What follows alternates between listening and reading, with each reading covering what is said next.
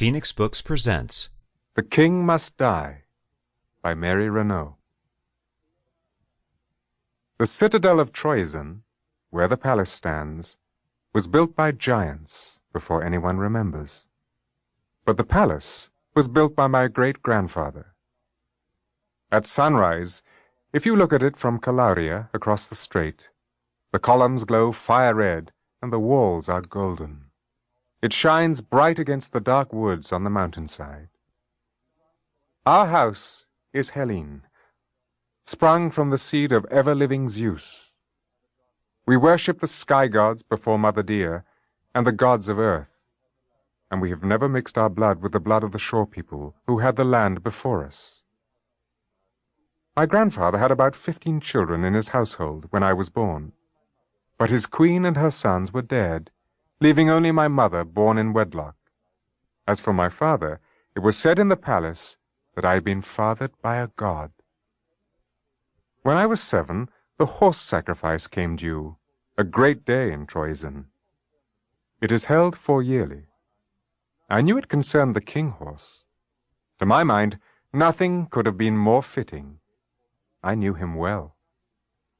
He lived in the great horse field down on the plain. From the palace roof, I had often watched him snuffing the wind with his white mane flying, or leaping on his mares. And only last year I had seen him do battle for his kingdom.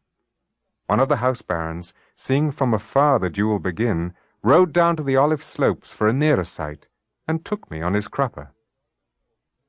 I watched the great stallions rake the earth with their forefeet, arch their necks, and shout their war cries, then charge in with streaming manes and teeth laid bare. At last the loser foundered. The king horse snorted over him, threw up his head, neighing, and trotted off toward his wives. He had never been haltered, and was as wild as the sea. Not the king himself would ever throw a leg across him. He belonged to the god. On the feast day I woke at dawn. Morning was red, and the crimson-painted columns burned in it. I could hear, down in the courtyard, the house barons assembling in their war dress. The land barons were coming in from their horses or their chariots. The sound of men's voices grew louder and deeper, and filled the air above the courtyard. I ran to the battlements, and looked out between their teeth. Now I saw what god it was the men were following. They had let loose the king horse, and he was running free across the plain. While I was watching, a chariot rattled. It was my grandfather's, and I remembered. Sample complete. Ready to continue?